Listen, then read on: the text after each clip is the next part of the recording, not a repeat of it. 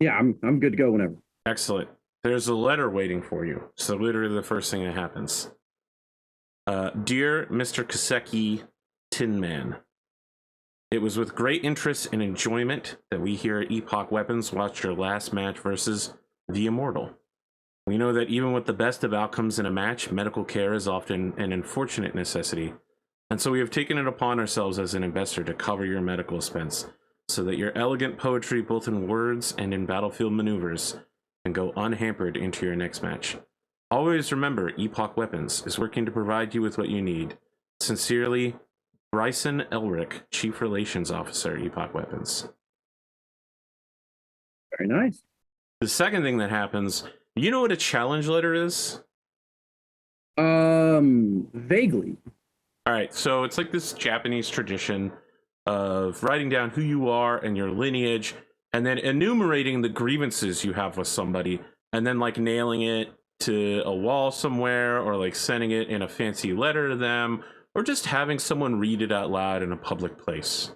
This morning, when the Aztecs came in to open up the Apex Dragons business and hangars, there was a challenge letter left on the outside. And since you're the only gladiator in office today, they've handed it to you. All right. It is from an organization called the League of Losers. You've heard of them before. They are a group of unlimited class gladiators who all emulate historical figures of evil who have cults of personality around them centuries later that devote themselves to their evil ways. Basically, people who are losers. This one is from, from the League of Losers as a whole, but this one is from King Leonidas of Sparta, who has left a challenge indicating the League of Losers will be challenging Hunter McGregor on his path up the unlimited ladder, and that they intend for him to never advance any farther than where he's at right now. So like Hunter's rank is vulnerable because he lost. Yeah. And the League of Losers least member, their lowest member, King Leonidas of Sparta, is here to knock Hunter down on the roster and make sure he never challenges the higher ranking members of the League of Losers. Interesting. So they're like a strange historical LARPer villains association. Yeah, so their members include Stonewall Jackson of America, Johannes Rommel of Nazi Germany, Dmitry Rostov of the Terran March, and Stefan Amaris of the Rimworld Republic. Basically, some of the biggest losers of history who still have cults of personality around them. Excellent. I mean, they lost so huge that what they're remembered for is their unbelievably huge losses. Yeah. Yeah. Absolutely. So I think Adam just looks at that, kind of raises an eyebrow as he's reading it, and just sort of smiles to himself. Look, the Harlem Globetrotters fight the Washington Generals, right? And even though the Generals lose 100 times for every one accidental victory, right? The Washington Generals still have fans. Yeah, that is kind of the point. Everyone loves a good antagonist. And thus, the League of Losers has become a professional organization of jobbers. Yep. So I think what Adam does is he just takes the paper. He just sort of folds it up into a little origami crane and just leaves it on Hunter's desk. Perfect.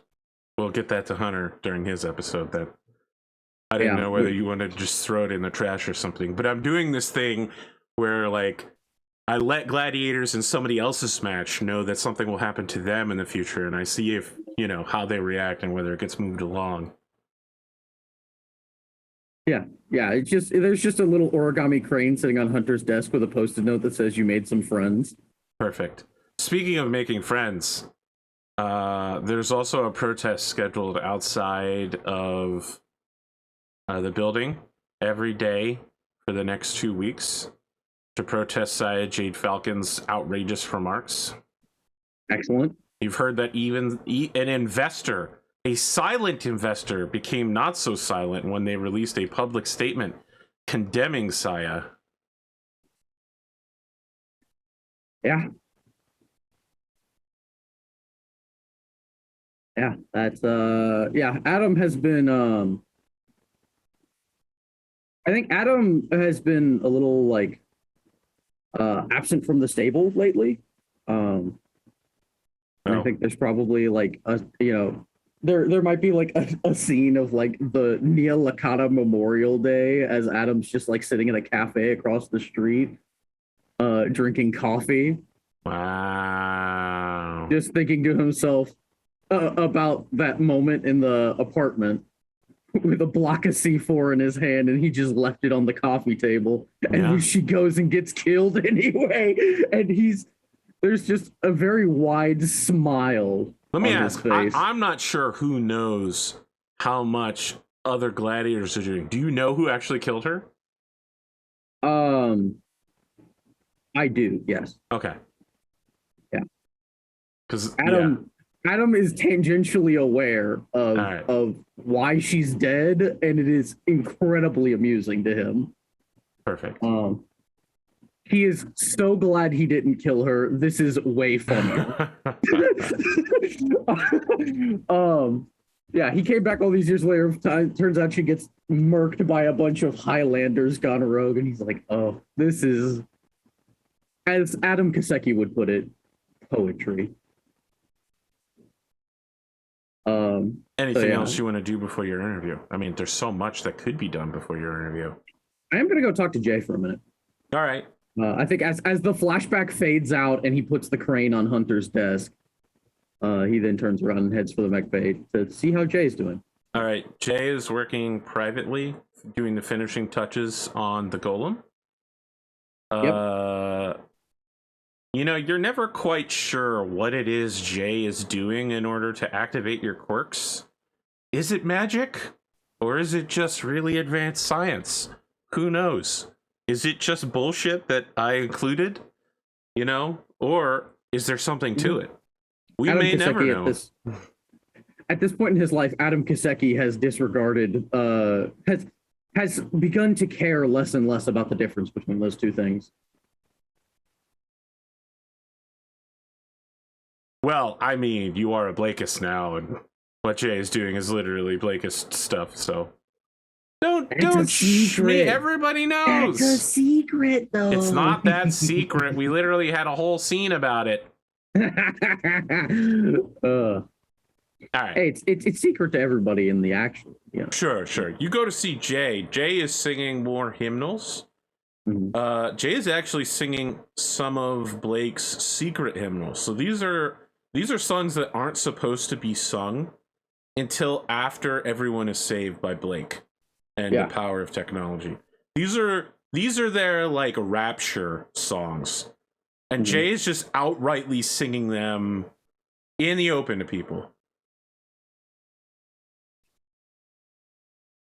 Nothing from a hardened new Blakist brainwashed ROM agent. Adam, I think. Well, Adam knows that Jay doesn't know yet. Correct. And so Adam just kind of like marks the mental note down of that's not quite right. But overall is not too terribly concerned. And sits down somewhere, within earshot of Jay, but not to disturb their rhythm. And just says, Jay, how are you?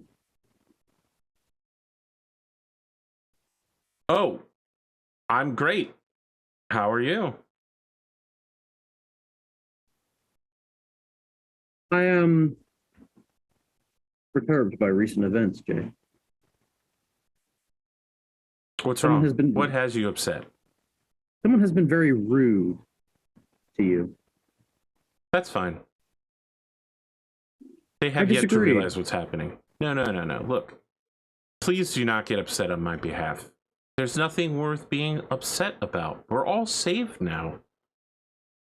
We live in the aftermath of humanity's great battle against the evil that would destroy us all. The clans have been stymied. They fight among themselves now. Their technology has become our technology. Exactly, Tukiyid. That was when we knew that the word was real. Our victory was predestined. The word has been heard by all. I must confess, Jay, I do not feel as you do. That's okay. I have been to the clan front. I have come from there just recently. And I think I can say with some confidence that this fight is far from over. I agree the clans will lose. Their campaign was foolish and doomed to failure from the start due to a number of factors, primarily amongst them the fact that their warrior caste is morally bankrupt,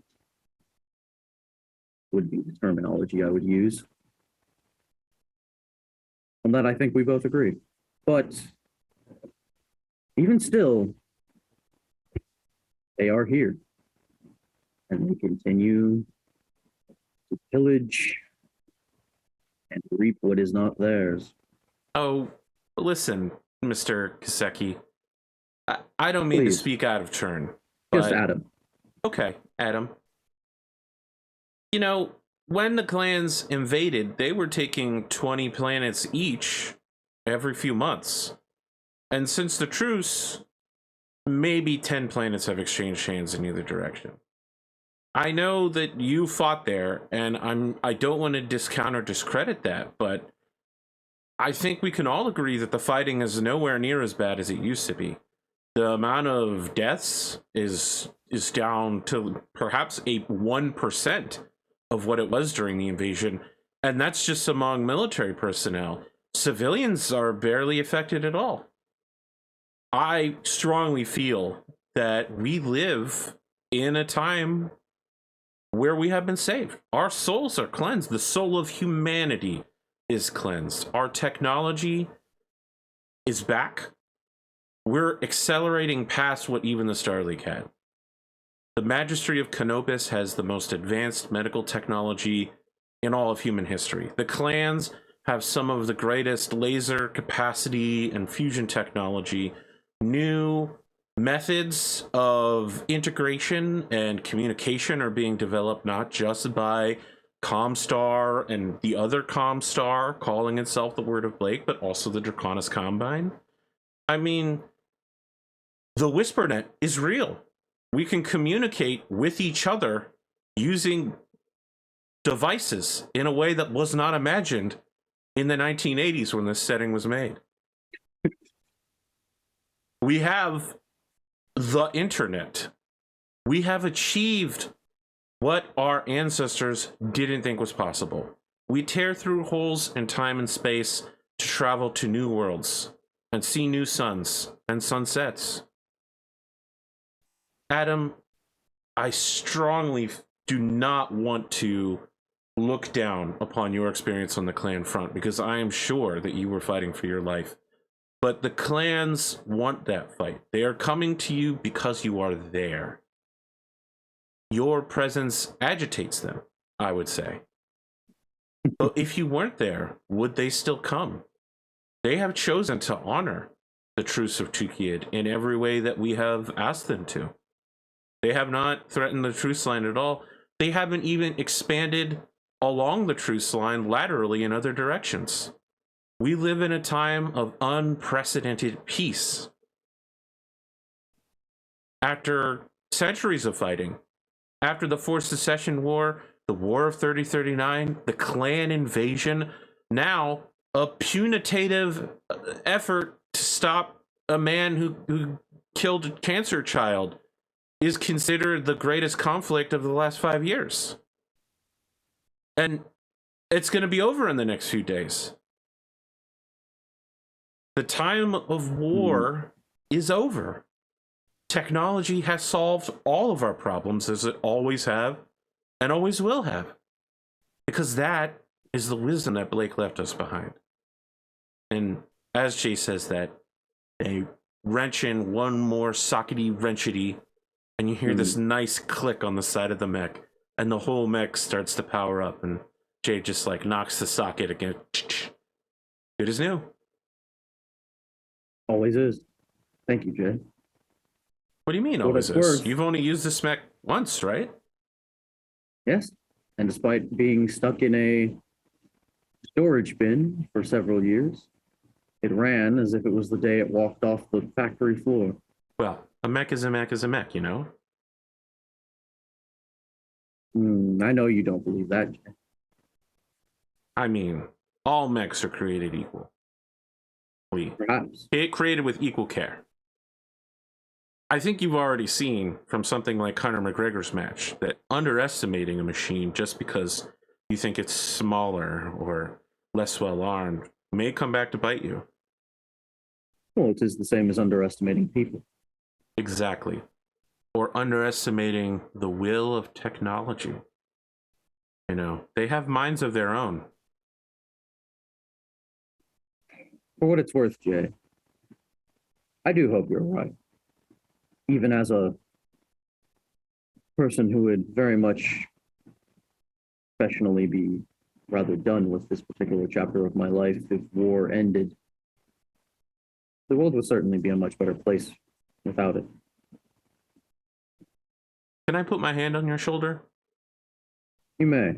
Jay puts a hand on your shoulder and says, I don't need to know. I have faith. War is over. Battles may still be fought, but there will never again be a war.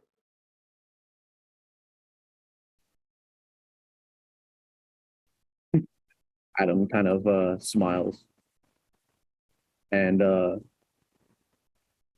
then goes to climb into the cockpit to take a couple of checks and do his pre-match prep stuff before he heads to his interview.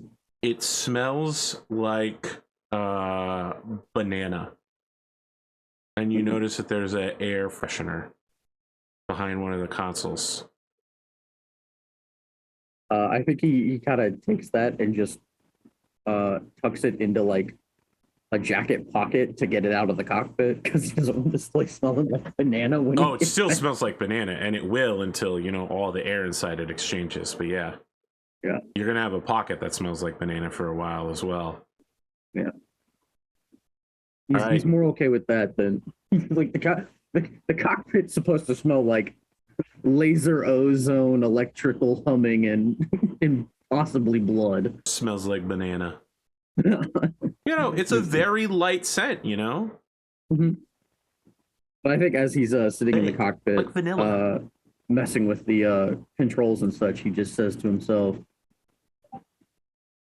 "Oh, Jay, were it only that war was over. Our war hasn't even started yet." Look at this jihadist.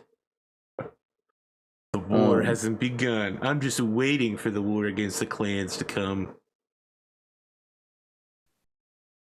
You heading to your interview? Yep. All right. So William is how do I describe this? You've seen the Rick Astley music video Never Gonna Give You Up?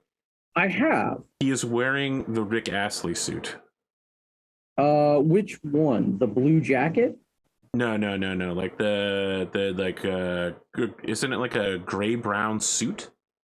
There is a gray brown. He's wearing like 6 different outfits throughout that video. Yeah, no. He's wearing the suit for when he's singing in front of the microphone. Like that. Okay. Yeah, it's that one. Yeah. All right. He's wearing the traditional Rick Astley outfit. Excellent. That's new. It's a retro fashion that's starting to come back on Solaris. A rap artist recently released a classical remix that's now being called Rickcore. So it's like taking EDM or house or trance music and then setting it to like the Never Gonna Get You Up beat. Yeah. It's incredibly popular in Solaris clubs right now. Adam has noticed. Mr. Kaseki, Adam the Tin Man, what do you prefer to be called? Well, I think just Adam is all right. I've been called Lieutenant Kiseki for long enough at this point. Okay, Adam. Let me ask you a couple of questions. I think weighing heavily on a lot of people's minds is what is going on inside your stable with Saya Jade Falcon's most recent comments. I understand that you're a, if not a clan war veteran, then a veteran of the clan front over these last few years. Saya has continued to act in a manner in character. Where she comes from, she is a petulant child who needs to be taught manners. And so, at this point, I do not know what the stable is going to do. Like, what are you going to do? Very little. Well, truth be told, I was going to come here and issue an open bachal, more or less. But a bachal? Or at least a layman's attempt at it. Despite all of their screaming, it is sometimes, well, over the shrill shrieks, hard to understand what they're actually saying when they're shouting at you over the microphone in heat of combat. But either way, I have been dissuaded because someone who is a very valued member of the stable, unlike Shia Jade Falcon, has made me see that in reality she is not worth it. So I have more important things to deal with, like the match in front of me. Well, speaking of the match in front of you, and as he says that, you hear like a, and then like a jazz saxophone just quietly playing the jazz piano, and then like a ooh, ah, and then that thing where they do like the brush on the edge of the cymbal, and a man walks in wearing a top hat and like a vest with nothing else, like an open vest, and punk pants, like punk shorts with like a skateboard chain. You know what I'm talking about. And probably there's a wallet on the end of that chain.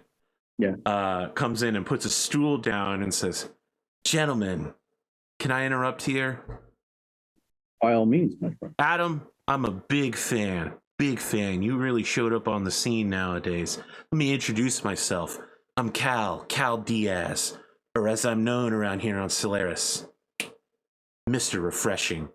And then there's like another chorus of the like, ooh, ah, in the background. It's a pleasure to meet you, Mr. Diaz.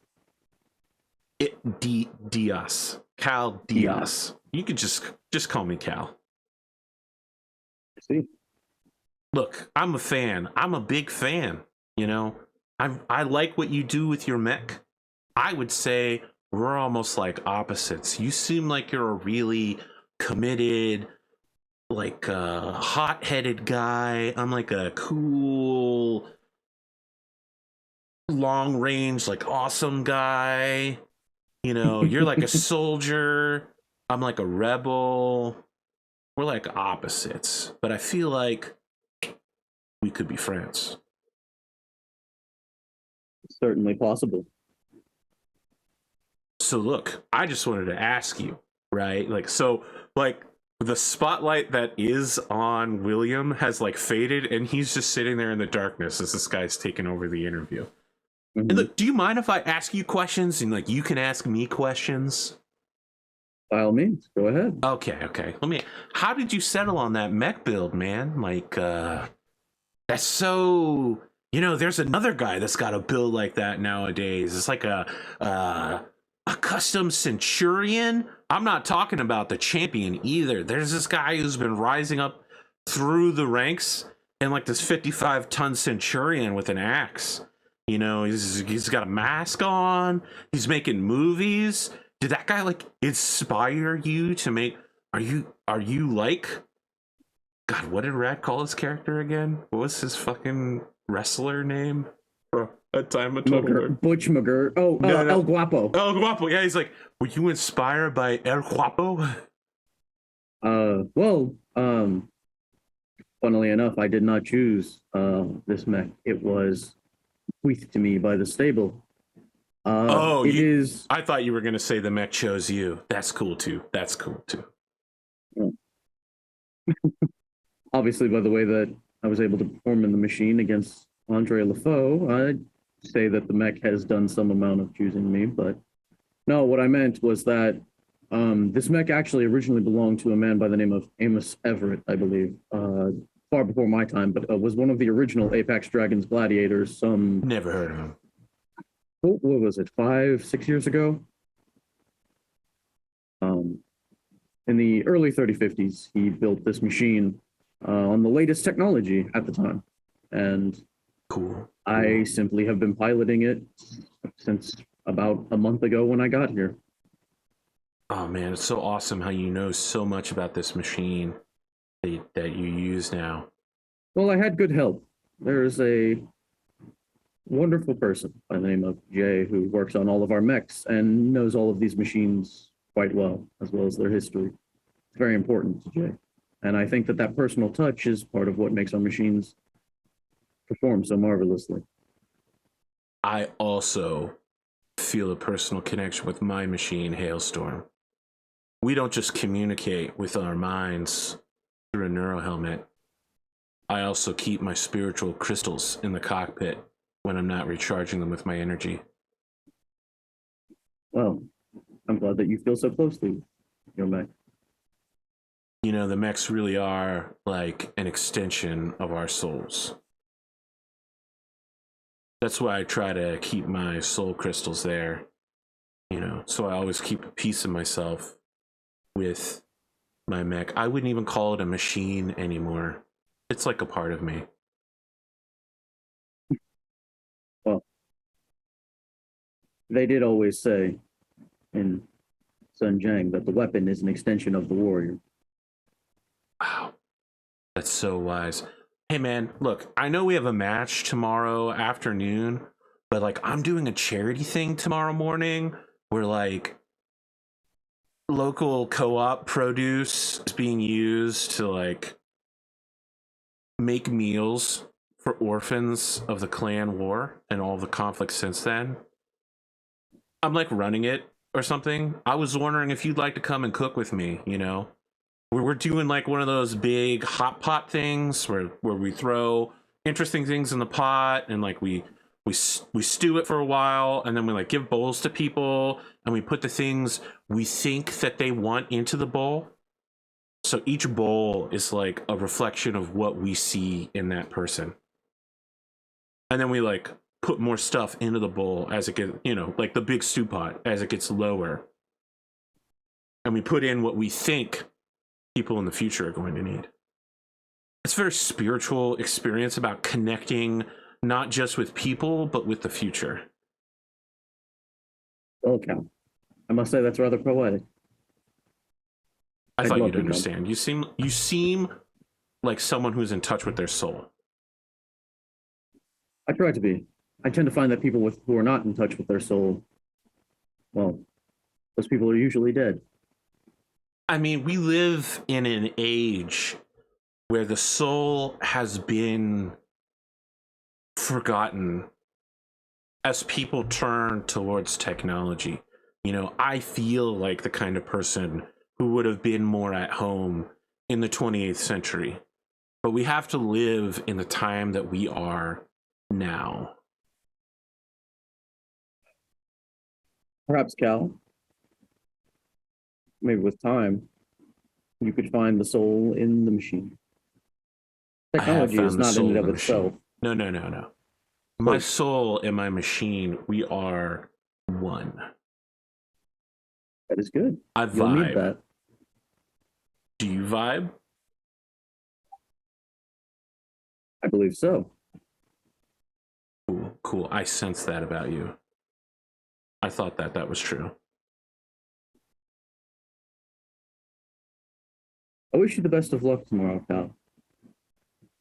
I just want to say I didn't hear if you wanted to come to the charity cook tomorrow or not. Oh, I'll be there. I'd love to. Cool, cool, excellent. All right. And like, we don't have to have cameras or anything. You know, it's for charity. We don't need to like promote ourselves or anything. But you just know he's saying this on like Intersphere-wide television as he's saying it. So Adam's just like, I generally don't bring cameras with me when I go places, so that's fine. You know, some people are different. Some people are into that, you know. Okay, cool, cool.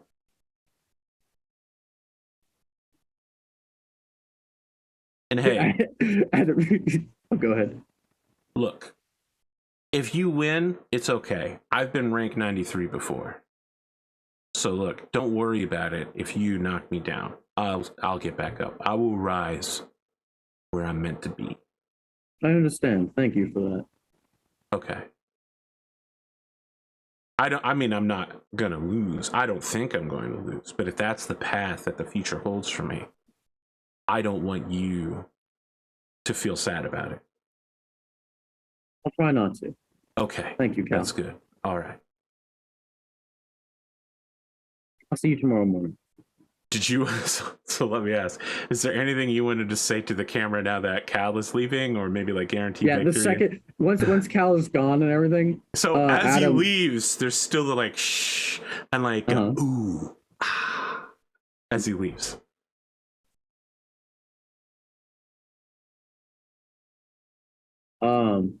Adam then just slowly turns, kind of like readjusts his military uniform a little bit. You know, his like dress. He's in the Elysian Fields like dress blacks. And so he's like, you know, just adjusts his cuffs a little bit and then turns back to William and says, "What a charming and poetic fellow. It is a shame I am going to have to destroy his machine tomorrow."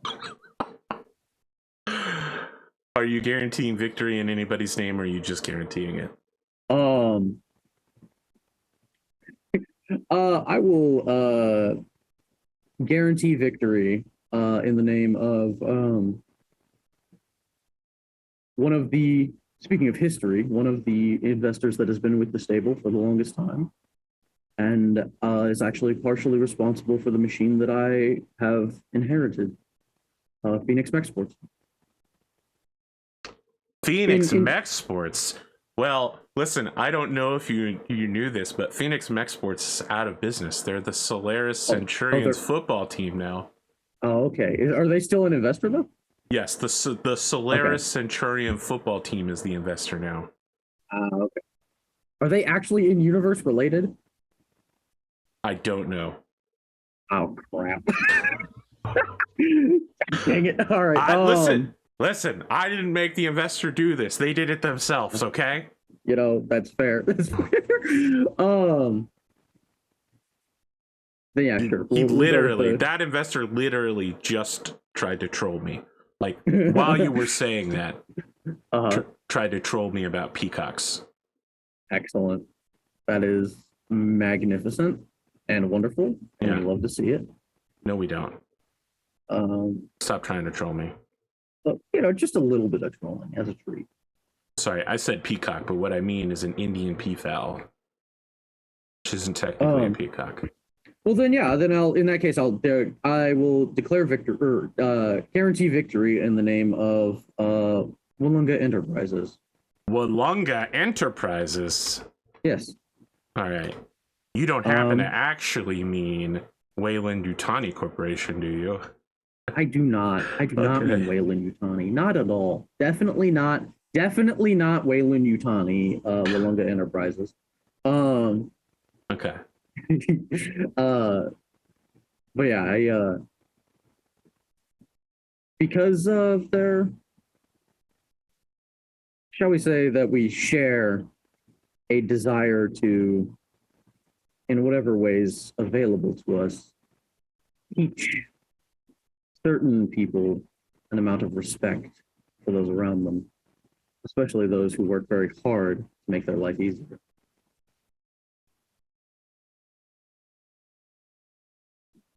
The Lunga Enterprises understands the value of hard work.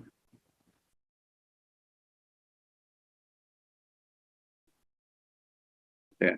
Okay. There we go. And I take a stress for that. Guaranteeing the victory. Perfect. So if there's one thing I like, it's building the stress of the gladiators. You will be disappointed. That's my first point of stress. Great. For fine, now. I'm surprised you didn't hit me with the controversial statement when I just ripped into Saya and clans. Yeah, I don't know that that's that controversial anymore. Not controversial anymore. To go against Saya really isn't that controversial because what she said was controversial. To say that, Saya's wrong isn't controversial. Mm-hmm. I agree. Like you look. Sometimes people are like, that statement's really controversial, and I'm like, no, you're a fucking idiot. The fact that you think that statement is controversial shows that you're just like a complete fucking moron. Like, or when someone's like, that's really political, and I'm like, no, it's not. It's literally, it's just, yeah, you know what I'm talking about, though. No, I don't even have to discuss what topic. Yeah, no. I could mean one of 100 things nowadays, and I would still be right. I agree with you wholeheartedly on this entire thought process. That is not a so saying that Saya is wrong is not a controversial statement. Saya is the controversial one. You're gonna have to work a lot harder than that to get a controversial statement in. Oh yeah. You would have had to say something like "clanners aren't worthy of life," or "boy, I love killing clanners. I've made it my life's mission to wipe them out." You know what we should do? We should launch a jihad on the clanners. It was. Yeah, Adam just kind of looks down, and as he readjusts his cuffs, he just looks down and sees like a tattoo that's got like the corner of you just see like the poking out of like a Jade Falcon claw from his cuff sleeve, and he's just like and he just pulls the cuff back up to cover like the bit of the tattoo that was sticking out. All right, so in the morning you get Cal Diaz. Mm-hmm. He's got the hair that looks like he just woke up out of bed and didn't comb it, but it's like that perfect level of not combing. It's like early 2000s Ryan Seacrest. You're never really sure if it was styled like that or he just wakes up that way. It's not really clear. Which is exactly what it's supposed to look like. Yes.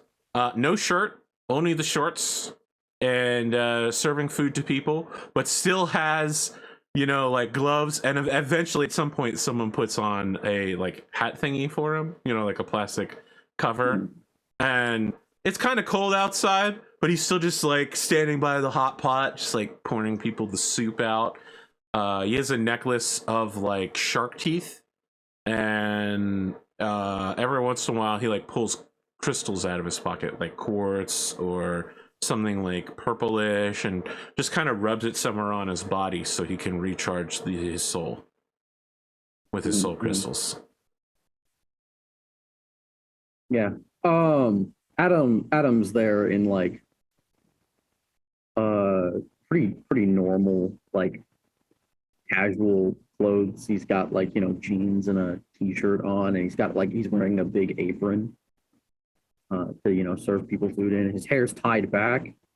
And he's got just an Elysian Fields like cap on to cover his hair. Have you seen the Dawn Agreement art yet? I have. Okay.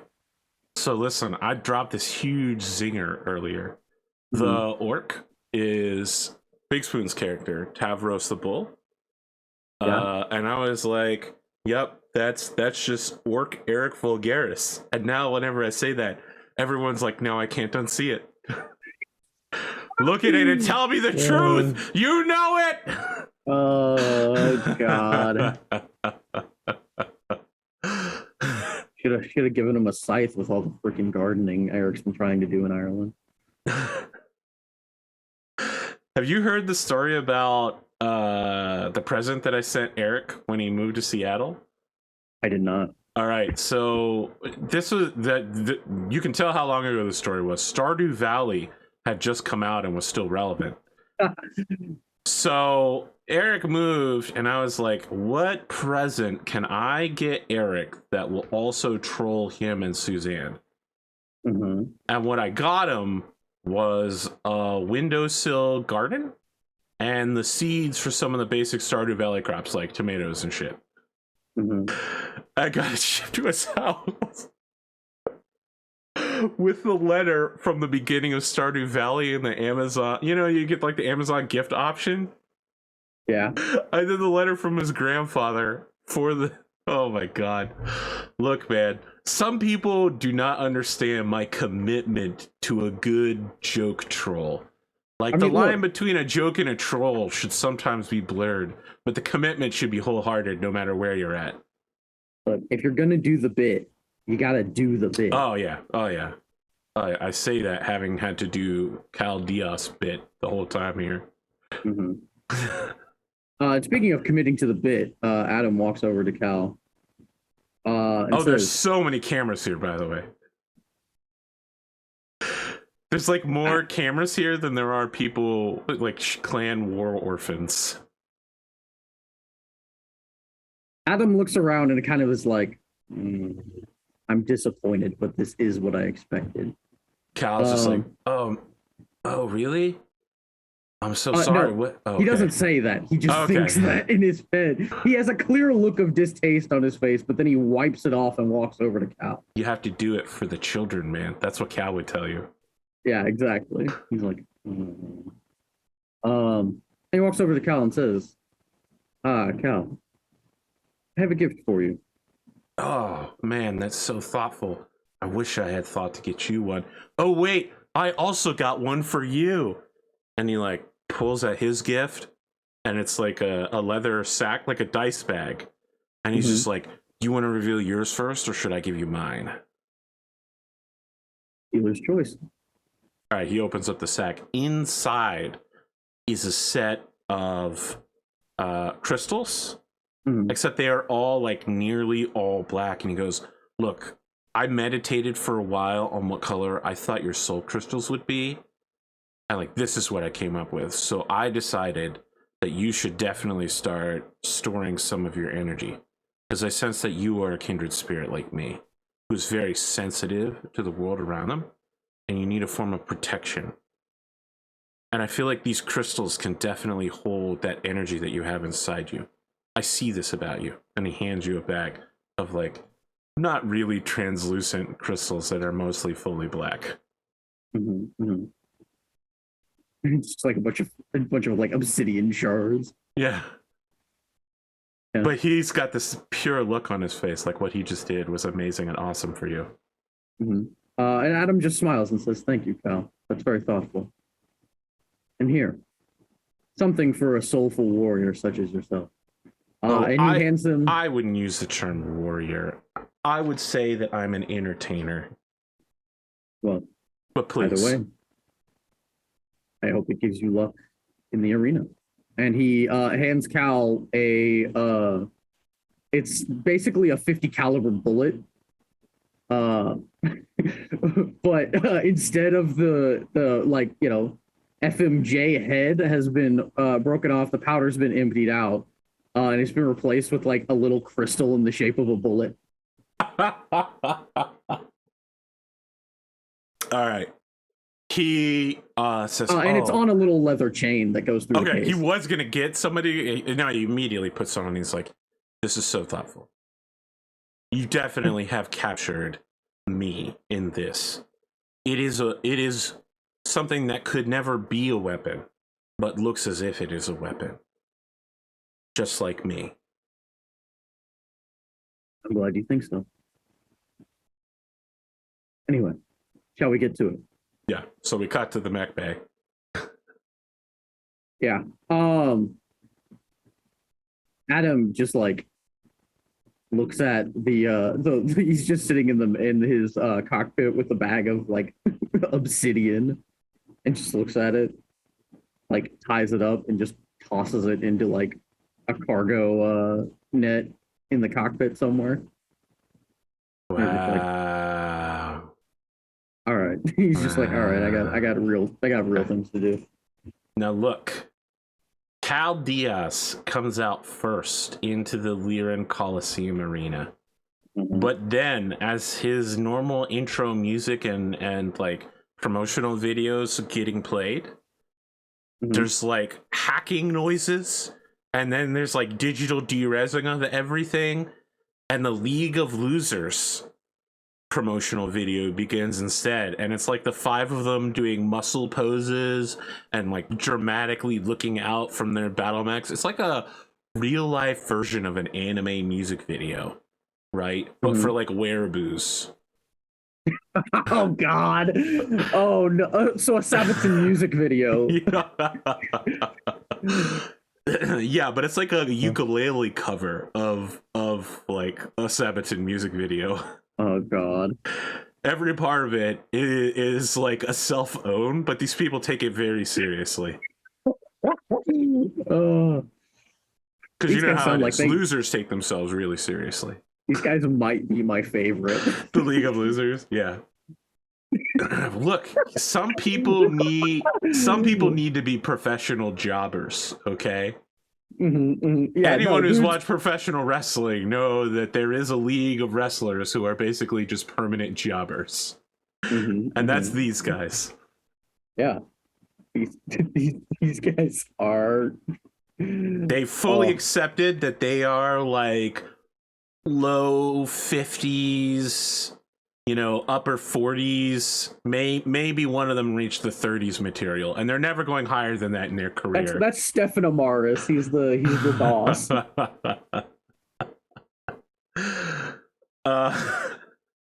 And so they just leaned into creating this. Now, I want to be clear, like, they don't believe in it, but it is a thing that they play up in order to get people to hate them so that they can make more money off of jobbing. Because, you know, making other people look good is how you get promotional videos with them. It's like when Smash was secretly cloned by Seth Kabrinsky. Sorry, Seth Ghostbear. Okay, so anyway, like they're basically crashing Cal Diaz's video with like them, and at the end it's just like, keep it real, losers, and Cal Diaz is like sitting on his mech, just like, what is going on right now? And he pulls out his guitar and just starts playing the acoustic version of Wonderwall for the audience once the promotion video ends, and he's just like, hey guys, look, I'm really sorry that happened, okay? Like, some people, they just don't respect other people's time and effort and commitment. But can we just take a minute for like you, the audience? You know, I think if Adam was out here as well, he would want us to just take a minute to thank you for coming out here. We do what we do, not just because of you, but for you. Like, sure, it's nice getting paid by you for like tickets and like merch and stuff, but life is really more about non-material things like experiences and understanding each other. We're really just things that make up the universe, looking at the universe, thinking about the universe, and reporting back to the universe, you know? And I feel like we should just take a moment, Adam and I, to just like thank you for what you're doing here today, because you're observing us, and that's like a big deal. And as he does the last few notes of Wonderwall, he just stands up and gives a little bow and gets into his mech. And the Cal Diaz fans are fucking losing it, man. And I think you already know who the Chaldeus fans Yeah, are. I think we know, You know. exactly You who know. the Chaldeus fans are. He appeals to a very born in the late 80s, early 90s crowd. The kind of people who you might see at a farmer's market or a skate park. Yeah. You know who the Chaldeus fans are. They're Yeah, all of us. The reason I never want to move to the Pacific Northwest, Chaldeus fans. Oh my god. What an incredible call out. Get fucked, Portland, I guess. Varen just buried you. I'm from the southeast. What the fuck would you expect? Holy shit. Wow. Yeah, being from Kentucky, I'm not exactly. I think we know exactly how well I deal with that situation. Wow. You know what's interesting to me about Kentucky is that there are more people registered to vote there than there are people who live in Kentucky. And we've known about it for like 20 years and we haven't done anything about it. Fucking crazy. Yeah. Well, I mean, until recently, I was one of those people because I was living not in Kentucky for a hot minute. Wow. Come on, Kentucky, get it together. I mean, you know, they have very. Look, very... as you can make some bourbon and occasionally interesting forms of chicken, doesn't mean that we're going to give you a pass forever. You know, they have very, we'll call them generous mail-in voting laws. That makes me feel like a Kentucky colonel. All right, let's do your intro. And it should be noted, you know, that like the crowd has cooled off right now. Any crowd that was expecting like hype, high energy, high flying, or even just like heavy rock music inspired intro has been cooled off by Chaldeus's refreshing, like slow energy soulfulness. So whatever you're about to do, you need to be ready to read the crowd. What do you do? You're familiar with flamenco, right? Flamenco or flamingo? Flamenco, Spanish guitar. Yeah, no, I know. Flamenco, of course, yeah. Have you not seen that Samurai Flamenco? I know exactly what you're talking about. That's why I'm so upset. Good, excellent. What a huge waste of time in an anime. Top 10 regrets for having known it exists. But yeah, no, he walks out, and there's a bit of Spanish guitar playing. No, when you say Spanish guitar, you're talking about that steel string, like that. Like, I know what you're talking about. I might not be able to translate it verbally with my mouth. Never mind. You just go ahead. That sounded a little harder rock than I was thinking. I don't know what I was doing. I know what you're talking about, though. Go ahead. Like the Gerudo theme from Zelda. Yeah, nice. Exactly. That's Spanish guitar. Yeah. And he does essentially a dance that is normally clearly a partner's dance, but he does it by himself without a partner. So are you the one that dips, or are you the one that is dipped? He is the one who is doing the dipping. And there's like a holographic projection of like a ghostly, ethereal woman that he dances with. And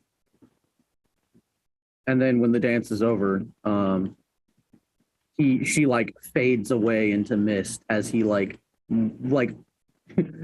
mournfully reaches out towards her as she like ghostily like and then what is left in his hand after she fades away, and this is all done with like the hologram stuff so that it looks seamless. Yep. Is that he just has a gun in his hand. And it's the sounds of battle behind him. And then he just like turns to the crowd and everything goes silent. And then he climbs into his mech. All right. This is some interpretive art that the audience is having trouble understanding. it's a weird follow-up to Chaldeus, which is already a weird opener. So Yep. the audience is left confused and not really sure what mood they're supposed to feel. Yeah.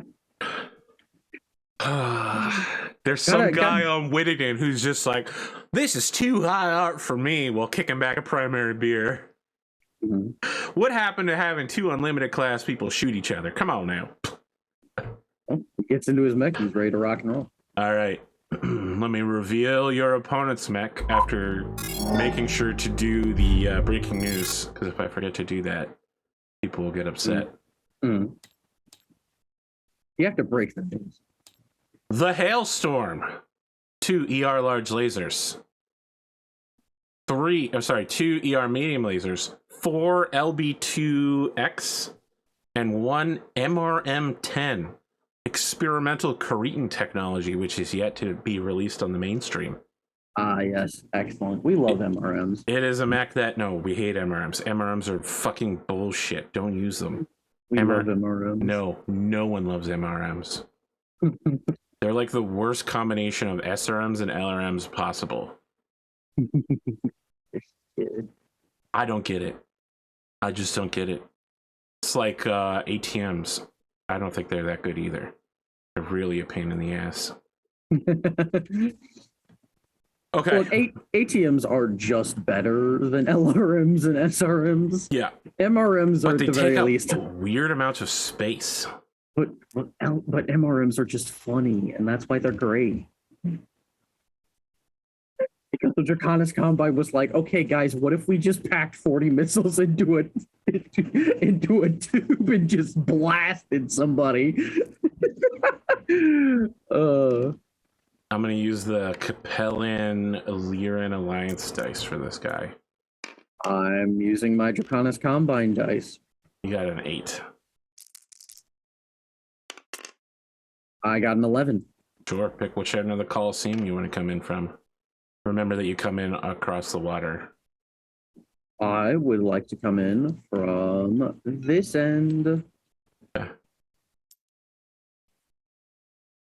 I am today, I am Varen of the Eastern Gate. I think I'm just going to hide inside these ruins. Can you hide inside those ruins? Yep. That's a thing you can do? Yeah, it doesn't do anything. It's just, I'm just using them for cover, essentially. Oh, they gave you cover? Yep. Oh, I thought those were like solid buildings you had to like go around. Nice, like hiding in them. I got that rubble there to keep you from coming forward and murdering me too easily. I know that you ignore it, but the general audience has not worked out that you have the power to ignore that using the power of Blakist magic. So go ahead and place yourself. Yes, Blakist magic. Look, I told people, and I promise that I've always held it up. There will be no more space magic in Battletech, but I didn't say anything about Blakist magic, which is why at every opportunity that I say the word magic, I always say Blake before it. Because the power to Blake might be real. It's hard to say. Okay, so just so you know, he's not like 1 high when he's in this thing. He's actually just at ground level. We just don't have ruins that will allow me to do that. All right. Okay, cool. Let's do initiative. I am starting at 9 heat. You're insane, but all right. I have 8 for initiative. You have an 8 for initiative? Excellent. I have a 6. Cool. So I will go first. That's true.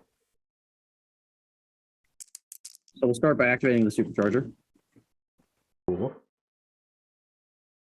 And the golem drops down into a very familiar pose as it digs its toes into the ground. Is this the ferryman rush? Are you about to teleport across the map to me? And then explodes forward. 1, 2. Hold on, actually, let me make sure I remember this correctly. There's an announcer on Mech Talk whose glasses fall off his face, and he goes, "Nani? Was that the ferryman rush?" 1, 2, 3, 4, 5, 6, 7, 8, 9, 10, 11, 12. Oh, that's total bullshit. I move 12 hexes in a straight line and ignore all elevation changes. 9 hexes, huh? Good enough for me. And have a 4 evasion. I don't move.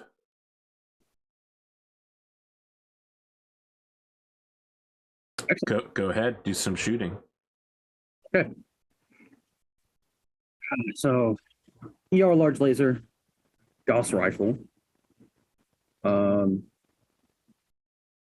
2 medium lasers.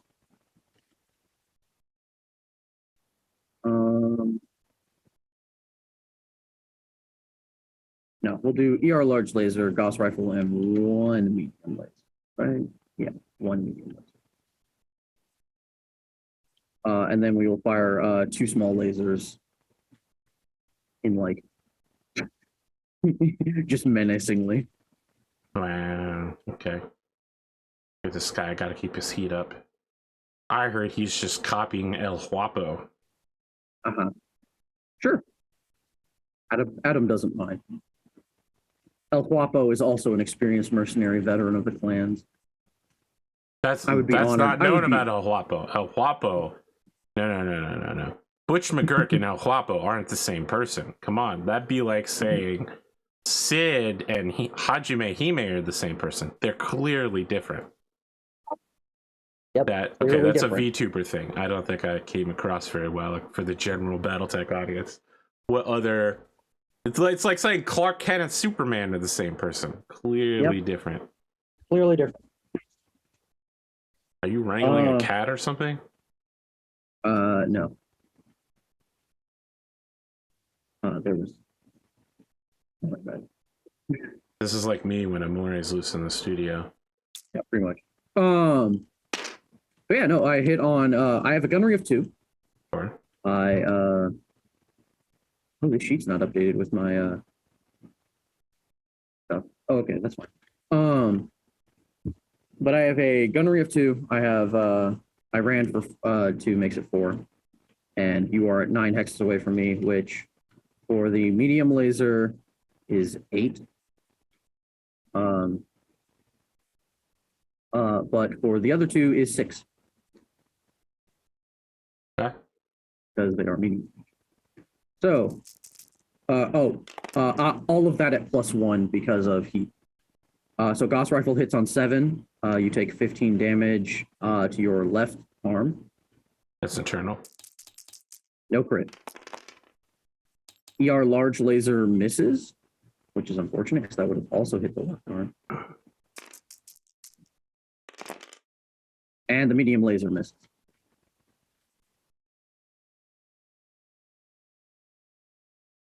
So just a Gauss rifle. Okay. I'm firing 2 medium lasers, an MRN-10, and then 4 LB2s.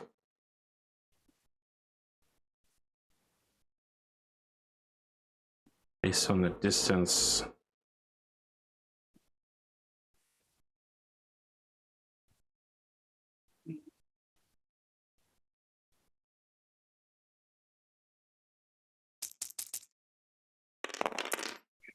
No. No. Oh no.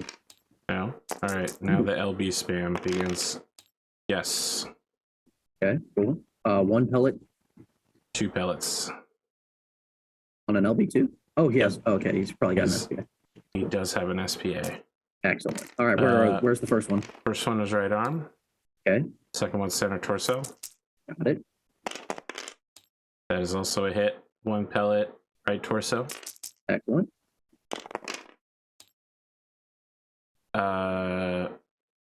Left arm. That misses. Okay. That hits. 1 pellet, left leg. Okay. Which is, for being called the hailstorm, it was kind of more just like drizzle. So yeah, I assume that there just a massive hail of fire comes at me, and I proceed to dance directly in the middle of it. Okay, calm down. I build no heat. Not dance in the literal sense, but as in like the mech turns like sideways as all the shots come in and it's flying forward. All right, I rolled double faction, so good luck beating a 12. I got an 11, which is really close. Do you have jump jets? Nope. You don't. I want to just force win initiative here. I think I do. So yeah, I'll force win initiative. Okay, you just win initiative. He doesn't move. Empathic read. Yeah. Yeah. I got you where I want. Perfect. Then I have a 6-9, so 1, 2, 3, 4, 5, 6, 7, 8, 9. I'll turn and hit you specifically on your. Oh, that's your right side. That's not your damage side. In that case, I probably just want to hit you. You still have to make a PSR when you move through the rubble. I know. Okay. I just make it at. I make it at -1. -2 actually because of 2 different SPAs. Okay, whatever you want.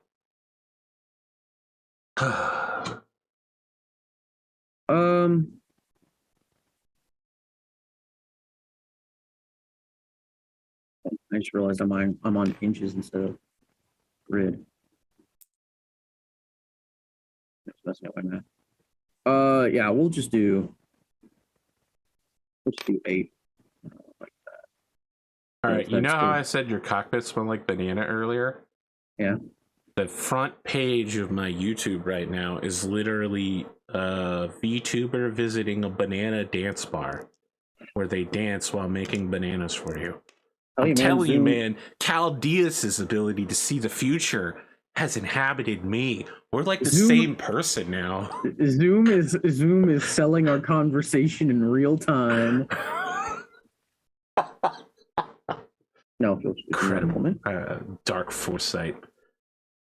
Okay. Your moving into minimum range is a big problem for me.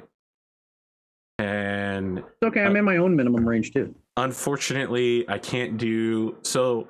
I don't know if you know this. Did you know that you can hot load LRMs? Yes. Okay, we've never done it, but it's always been an option. Almost always a terrible idea. There've been a couple times though where I'm like, man, I should hot load, but if I do the only person who should ever do it is Archer Bowman. Well, I mean, Archer Bowman is literally having a match next week, so then get those rules ready because you'll need them. Right now, I'm wishing you could hot load ACs. Hot load autocannon 2? Yeah, exactly. All right. I'm gonna go truly refreshing style with 2 ER large lasers, the MRM, and the 4 LBX. Were you actually able to fire all that garbage without heating up? Yeah, because I didn't use the large lasers. Oh, if I use the large lasers, I immediately overheat. So that's why I'm about to use them right now. Oh, what do you? Oh, okay. I didn't design this mech. All right. Good to know. This is one of the audience designed opponents. So I'm working. I've been loving the audience designed opponents so far. By the way, well, the audience can submit more opponents if they want to. All right, so let me work out the math here because I'm just shitting around. Part of me wonders if I should submit like some non-class 6 opponents. I wonder how much of that's for sportsmanship to my fellow cast members. That definitely hits. 8 damage right arm. Got it. That's 8 damage right leg. Okay. I wish that had been internal. Right arm is at 9, right leg is at 18. Everything else is still pretty much full. 6 missiles hit. The first 5 are right leg. last one is center torso. Okay, right leg is down to 13. Center torso is at 24. Miss hit with 2 projectiles. Center torso for 1. Okay. And left arm. For 1. Ooh, third shot is also a hit. And it's both. Center torso for 1. Okay. And left arm. That's also a hit with only 1 for left arm for 1. So that is actually 20. Yep. That's why I use the large lasers, because I'm trying to force you to fall down. Because he doesn't know that you're really, really good at That staying actually up. reminds me, though, before I even shoot, I have to make a roll right now. I passed it. You can go ahead and make the other roll, too. Yeah, sure. I'll go ahead and do This that. one. Oh, hey, that's double ones. That's funny. Holy shit. You just failed, right? Yeah, but I'll go ahead and use my edge on this. Double ones again. Oh, Wasn't that would have been even incredible. close. I would have been so happy for you, AP. This doesn't work like that. You've seen this show before, right? You know how this goes. Look, I have seen this show before, and I know for a fact that Amos Everett, in his very first match after going 3-0, his first match of the regular season, proceeded to miss every shot after getting 2 headshots in the first 2 rounds. Oh, was that against Sakura Smith? Was Yes, that was. Yeah, no, amazing. it was against Seabill. It was Amos Everett's first ever loss. He got 2.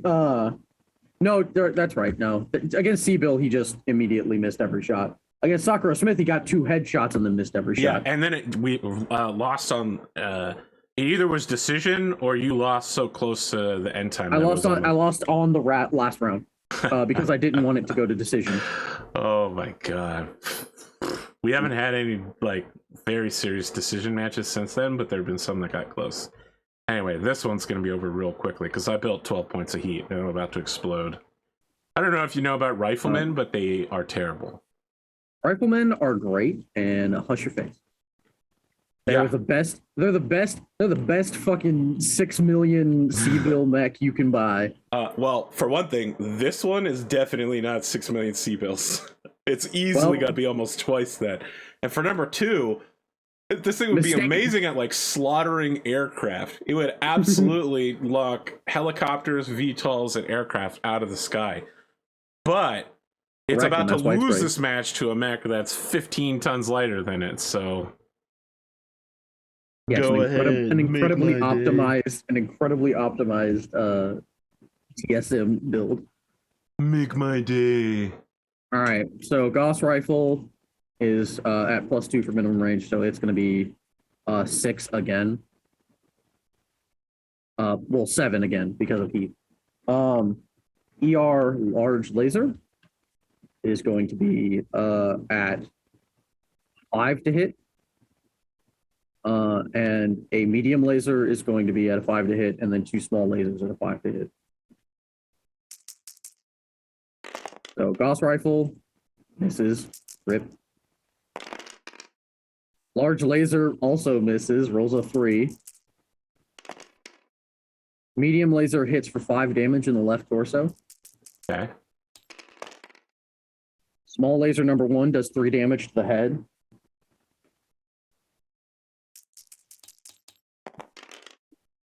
Shit. And small laser number 2 does 3 damage to the center torso. Thank God you didn't say the fucking head again. Okay. Let's figure out if I fall unconscious. I mean, what are the odds? 1 to 36. I don't. And then I believe we have the physical attacks. Yep, I kick you.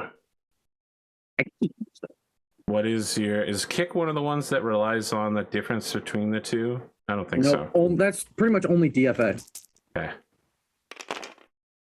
Ooh, thank God, because I would have missed if that fucking 5 hadn't rolled over from the 1. Okay. 5 front. That's left leg. Ooh, not the one you wanted. 70 is going to end up being 70 is 12, 13, 14. 14 damage, yeah. How's that leg doing? It has fine. 11. Yeah, I need to kick you again. Has 11 armor left. If you had hit the other leg, you would have actually penetrated. And now I'm going to punch twice. My piloting is 3. I ran makes it 5. And then -1 for battle fists for the Shadowhawk. So I have 4 to hit. That's a 4, which hits. And that is 12 damage to the right torso. And that is once again a hit. And that is 12 damage to the head. Well, guess I'll die. Is he dead? He has a point of edge, but I don't know if I want to spend it to keep him alive. You just outrightly murdering him feels really dramatic, and like, given how nice he's been to you, it definitely feels like a way of having all of his fans turn against you. I don't know. Let me think about it. No. Okay, I'll let him live this time. We'll never see him again, but you uppercut his head he sees it incoming and he knows it's coming, and as like the uppercut happens, you just get that little tail of the ejection seat coming out as the mech crumples and lays flat. Yep. He looks sorrowfully as the rocket boosters on his seat let him land back at his mech, which was defeated in literally like 1 round, essentially. 2 rounds. It didn't really do anything when you were within gunnery range. It was a 20-second match. It took me 20 seconds to get across the field, and then he instantly Jesus. died. To be fair, the entire point of this mech going to the unlimited class was the fact that I have 3 chances around to get headshot that instantly kills any mech. The Gauss rifle and 2 punches that will drop any mech in the game. All right. So it would be a 2 wealth heal, but I think it drops down to 1 because of ubiquitous. What do we want to do with rugged? I don't know yet, but it's definitely not going to make it easier to heal. Makes sense. I'm still thinking about it. Okay. You know, there are several quirks that basically do nothing, so rugged may be one of those. That's fair. Yeah. Do you want to go to your exit interview? Yeah, absolutely. All right. William is there. William is wearing Cal Diaz inspired outfit. I mean that as like a deconstruction, okay? Yeah. He's got on long jean shorts with like the ragged edges. But it's clear that from the rest of his gear, they're meant for like fishing, because he's also wearing like a nice fisherman's vest and like a fisherman's hat as well to go with Cal Diaz's fedora.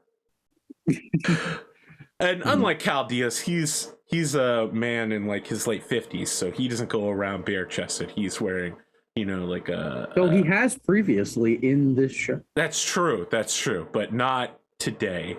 Not today. He's wearing a oh, you know what? Let's just lean into the jeans thing. He's wearing a jean shirt. I'm talking. Who is that guy? Was it Kevin Federline who wore like an all jeans suit? He's wearing a jean shirt, and people that know what I'm talking about know what I'm talking about, and people that don't are better off not Googling it. You'll live longer. Yes, Kevin Federline is the guy who wore the like all denim. He also, his date had a denim dress, which I think was No, don't just let it pass. Let the moment pass. We should never have opened. Wait, no, this that was Justin Timberlake and there Britney it is. Spears? There you go, Justin Timberlake. Oh my god. Yeah. Okay. Yeah. Okay. Never mind. Yeah, that wasn't Kevin Federline. All right. So we're talking, you know, fishing vest over denim shirt. Yeah. He looks every bit the grandfather getting ready to go fishing, and he says, "Well, Sure enough, Mr. Kaseki, Adam, it was another quick match. Kind of the legacy of that mech that you have. When it wins quickly. And when it doesn't, it's always a very violent affair. The machine does not like to lose. So you do believe in the power of the machine? Of course. Okay. At Sun Jiang, we were always taught, like I said earlier, the weapon is an extension of the warrior. It takes on many of the characteristics of the one who wields it. You're rank 85 now. Have you taken your place in the Valhalla Shield Club? I have not yet. I feel I am too new. I have a great deal of respect for that establishment and the people who have earned their place there. I mean, there are many who would argue you have earned your place there. They don't just let anybody into the unlimited class. This is the best of the best. Perhaps, but even still, maybe after today's match. Adam Kaseki, humble.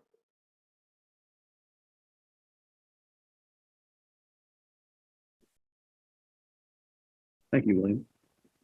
Well, I mean, your tireless truly, work. humble is a word that only someone else can use to describe someone. If you were to make a billboard declaring yourself humble, that would be extremely tasteless. And incredibly ironic.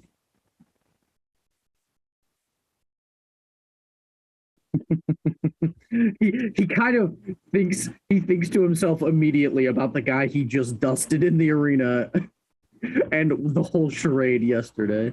I mean, charade is a strong interpretation of what happened. It is not the word Chaldeos would use to describe Adam that. Kaseki, a man of rather strong interpretations. But either way, he turns back to William and says, "So, William, what did you think?" What did I think about what exactly? The match? Anything in particular? Was short. I would say that you displayed a technical skill in overcoming rubble and height challenges that is rarely seen, and that you made the fight the way you wanted it to go. Things went the way you wanted. I don't think the match was long enough to say much else than that. Is there something you want to say about the match? Just that I look forward to going further up in the ranks and hope that there will be more there for me. Okay.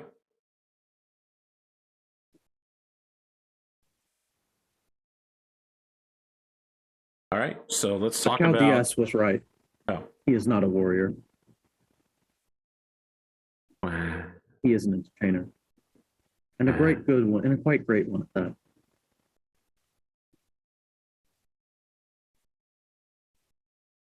All right, let's talk about your rewards. Yep. So you get an XP for participating and another for guaranteeing victory. Uh-huh. Let's see what else guarantee victory. You get to pick experience or glory. I will take the experience. Okay, 2 experience. Ooh, let's see here. Who did you guarantee for again? GV. Walunga. Walunga, so I know who that is.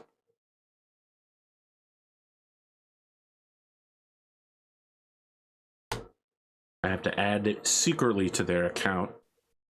Because, there are people out here that sit and watch the investor menu and they guess whether people won or lost based on that. And I'm like, Stop spoiling yourselves, you fucking idiots. Just go watch the goddamn match. Stop They looking come at the out the menu. day after they're filmed. I Like, know, it's insane to me when it's people literally it's like it's a slightly more than 12-hour turnaround, people. I believe in you. I can get you handle 3 that long. episodes a week. 3 episodes a week, and it's still not enough. They want to know who won or lost 12 hours ahead of time. It's crazy. They're like, bring back Punch Clock and everybody from the playtest. We need more episodes. Oh my god. Instead, I'm doing Dawn Agreement, which is basically doubling Solaris Nights. Yeah. Same scheduling system. Currently 5 people, could be 6 in November when Tiffany's free. Ooh. The difference is that Dawn Agreement's only going to have like 8 episodes, so it's not going to go on for 3 seasons like Solaris Nights. Still, I definitely have made a dire mistake. What do you want to do with your time afterwards? You, of course, have your after-battle action. Yeah. You could try training one of the new interns, by the way. I have part of an intern that has been sent to me. If you would like to train that person, or if you're not interested. I think Adam is going to specifically wait for Hunter McGregor on that one. Oh, you're gonna so you're gonna wait for Hunter to perhaps Adam assign is you deferring. in. Yes, Adam is deferring to the stable champion, his friend Hunter McGregor. I see. It's great. All the mercenaries came back from the clan front, and immediately they made Hunter stable champion. So Adam's like, "All right, yes, this is good. All right, cool." Listen, Hunter has never. I don't think he's ever gotten close to winning before, and this time, for a while, it was like a 3-way split. And then in the second half of the week, it was just like coming up all Hunter McGregor. Everything Hunter, I could baby. see was either plaid or tartan everywhere.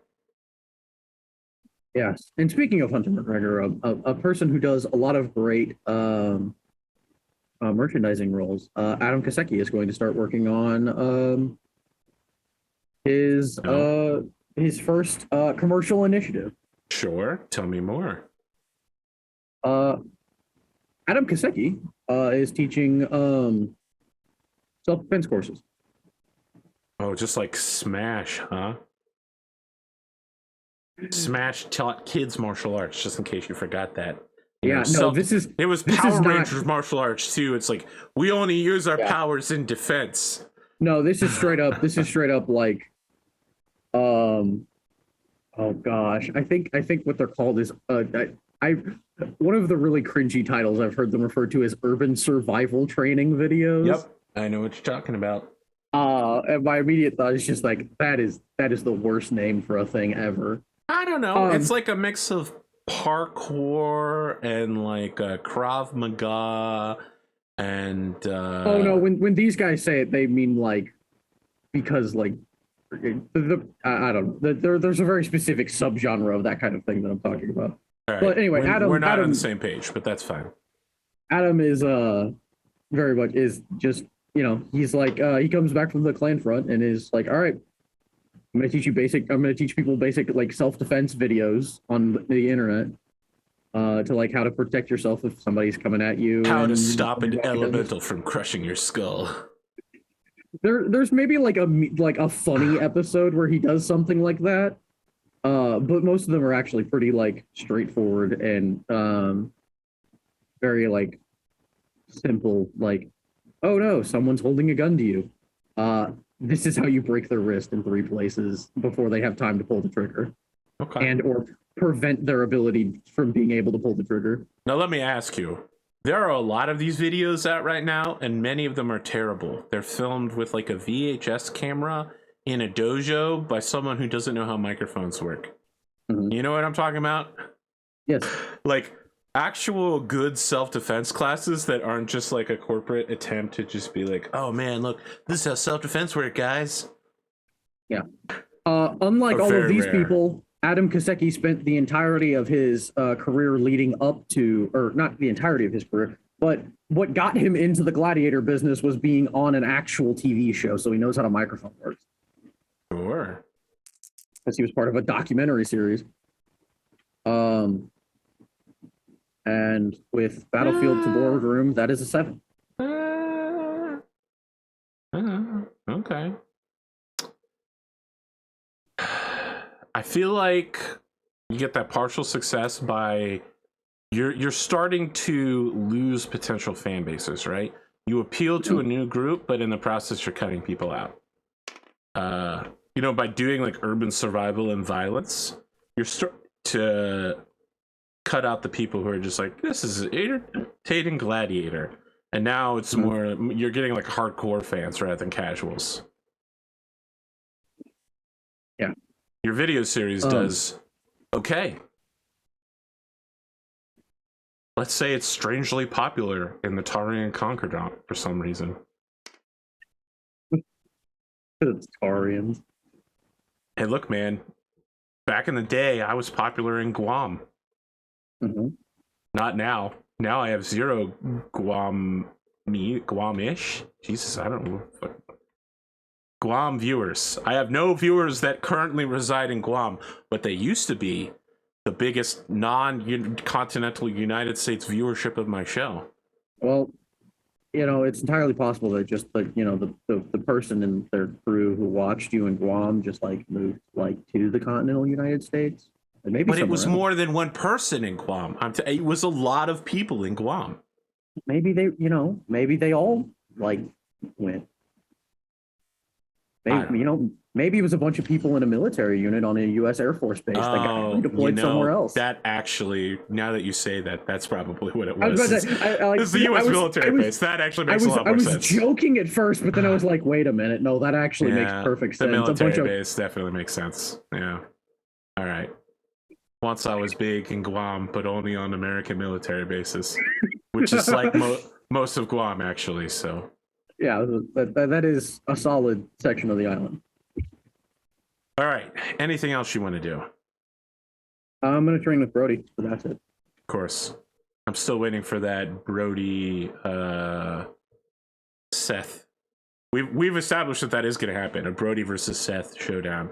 Next time Rogue Trader gets canceled, Brody and Seth are going to have added in medium mix. Excellent. That way we'll figure out who really is the best mech warrior in the stable. Brody thinks it's him. Seth also thinks it's him. They're both wrong. Yeah, who is the best mech warrior? Obviously, Adam Kaseki. I think they would both agree that you are not. It may be the only thing they've ever agreed on. All right, boys. You don't even have to be in a medium mech. I'll take Seth's Timberwolf's head right off. Wow. Listen, this is a rivalry I want to see. I want to see all the PPC holes in your mech before you even get close. Sorry, it'll only take like 1 or 2 rounds for you to close, so never mind. It'll take me 1 round to get in range. His 2-hit numbers are so fucking low, it's scary though. It's actually a real pain in the ass to fight Spoon. Bloodstalker and weapon specialist with PPCs. Yeah. Absolutely. He's got a -3 on every shot he takes. So yeah. All right. Anything else? No, that's it. All right, that's it. I had a great time. Thank you. Yeah. Sure, it's been a great time, but I got to get back to gathering hemp in New World. Oh yeah. Nice. How is New World, by the way? New World is a PvP game with dungeons. So there's only each weapon only has like 4 or 5 skills, and you get 2 weapons at any time. So you can only use any 3 skills. So it's a very condensed PvP game, but almost everybody plays it PvE. But the interesting part is that like skill shots and mobility are a huge part of the game. Because like if a boss does a big wind up, you don't want your tank to take it. You want your tank to dodge out of the way and like dodge roll or just run between the guy's legs. Yeah. Which also means that the healers have to be able to land flying heals. You have to be able to like hit the tank while they're moving. It's crazy. It's interesting. I'm gonna be honest. I'm kind of into it. I'm just waiting for like the server stuff in the thing where it weirdly bricks graphics cards. I don't know about that, but the server stuff is definitely kind of a pain in the ass. It is the most stable launch MMO I've ever played, though. Yeah. Not that I've played many MMOs at launch, but I have heard of a lot of MMOs at launch that have been disasters. New World has been totally stable. I've played a few, and yeah, New World does seem like it went. Man. I'll definitely be looking into that like 6 months down the line. Okay.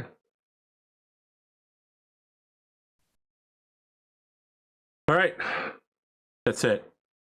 We'll see you guys again on Wednesday because Gleemo's episode is on Tuesday. So get ready for those new interns, the stable champion, decisions, and also Gleemo fighting. What's his opponent's name?